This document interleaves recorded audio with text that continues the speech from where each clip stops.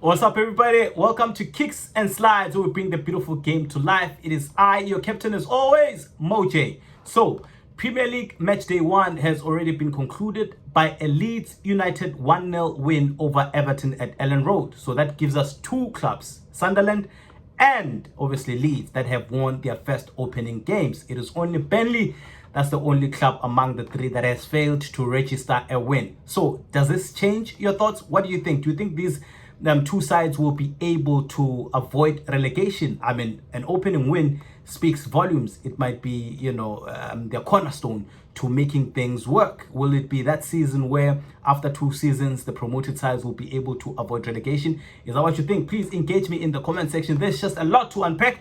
And in fact, I want to focus on the 5 sides which I actually put in place come end of season. And the first one would be obviously my favorite, which is Arsenal. Second, Liverpool. Third, City. Fourth, Chelsea. And fifth, United, right? So with Arsenal, right? Arsenal didn't play extremely well. They didn't play well at all. That game was just all United. But Arsenal managed to, absorb every form of attack that Cunha, that Mbeumo, and that whole United side brought to them. And that's very important. It shows how good their defense is.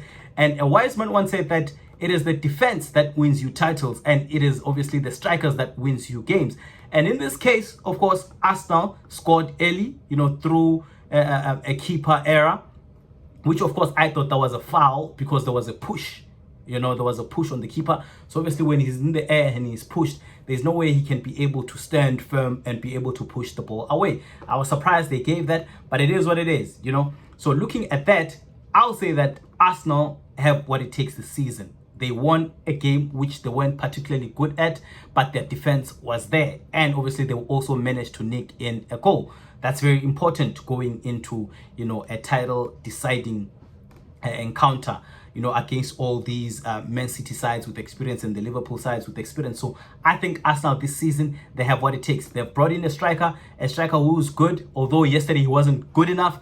But obviously with time, he'll get used to the league. And when he does, he'll get his scoring boots on and he'll be banging in goals for Arsenal.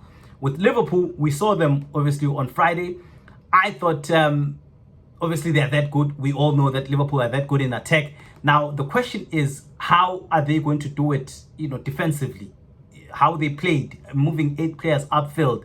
How are they going to handle that? Will that be something they'll be doing, occasionally, or will it be something that they're going to stick with going into the season? Because if that's the case, then we are going to see so many problems with this Liverpool side. But the beauty of them is that once it gets hard, they know how to put in the second gear. That's what happened. I mean, it was 2-2 before we knew it, and we thought that was over. But Liverpool managed to get into second gear, and through that, obviously, they got a goal from an unlikely hero in Chiesa. Yes, a Chiesa guy who we were thinking is probably going to go back to Italy. He finally got something, and obviously we all know how much we love him as the Liverpool fan base. We've always, implored Slot to give him a chance. He finally does give him a chance, and he gets a reward. And also, who else if not Mo Salah? He gets the 4th goal. He gets his 10th in 8 opening fixtures. He is just up there. He is 2 over Vardy, over Kane also, and Rooney, if I'm not mistaken.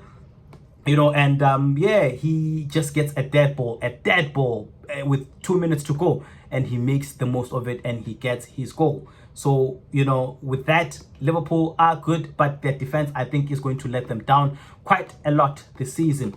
There was also Manchester City against Wolves. How they started, I wasn't really too sure, but there's Reinders. I liked how he plays, man. While I was watching City, maybe at least for the first 15 minutes, I was thinking they're going to miss Kevin De Bruyne. But once, Reinders got into 4th gear and he was just toying with Wolves. Everything that he did there was just, amazing. And I think his partnership with Haaland is just going to grow even more. And by the way, I did call Haaland to score 2 goals. Like I've said, my predictions are quite good. Not too bad, but I did have losses here and there. You know what I mean? But I think with Haaland scoring 2 goals, you guys already know that he's probably going to gun for that top scorer. Since obviously he missed it last season, he's definitely going to be there. So he's going to score so many goals. There's also, they have Shaky as well.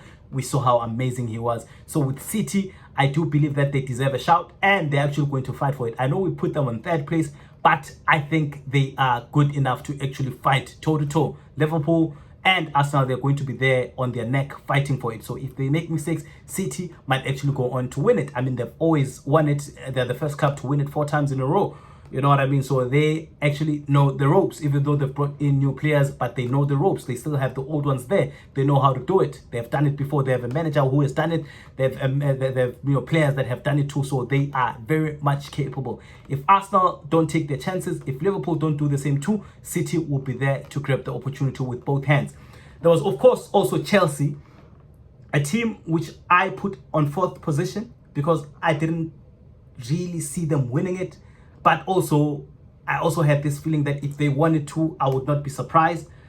But, you know, they open up their game, you know, their Premier League campaign with a draw at home, you know. And I think these are the sort of games that you need to win. And if you don't win on an opening day, it makes life very difficult. It makes life very, very difficult because come end of season, these are the sort of games that you look at and think, oh man, had we won that game, maybe we would be here. Had we, you know, did this or that, we would be here. Though they need to work a lot harder. They need to work a lot harder. We know they have the talent. We know they have the coach who's capable, you know, of getting things on them.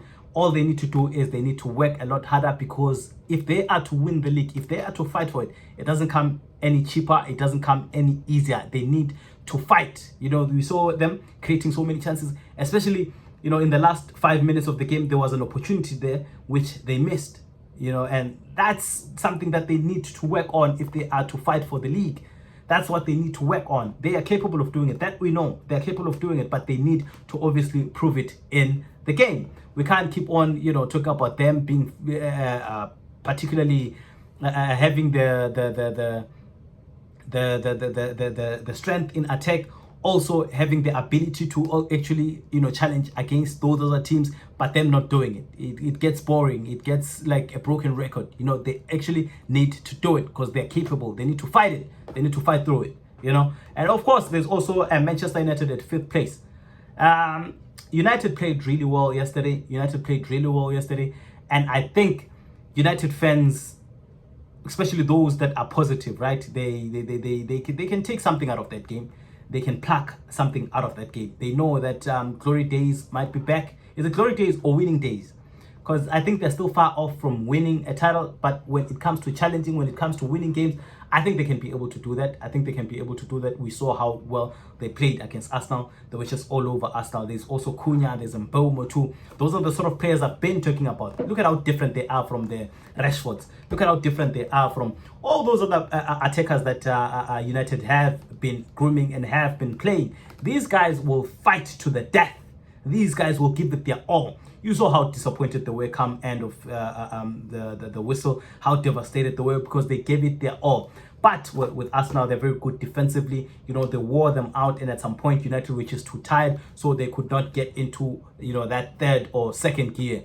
And just like that, the game ends 1-0. So with that said, United are capable, and they're going to, you know, go all the way this season. They're going to play better against these top sides, and they're going to fight them until the very last drop. So what United needs to do is they need to play well against even these smaller sides, because that's where you get the points. That's where you get the points, and that's where you get the confidence. So they're going to need to fight, you know, every single game they play. They're going to need to pull through. That's what their fans deserve. That's what them, you know, deserve, the players and the manager as well. Thank you guys for watching until thus far. Please do not forget to like and subscribe, and also engage in the comment section. See you again soon with another video. Bye bye.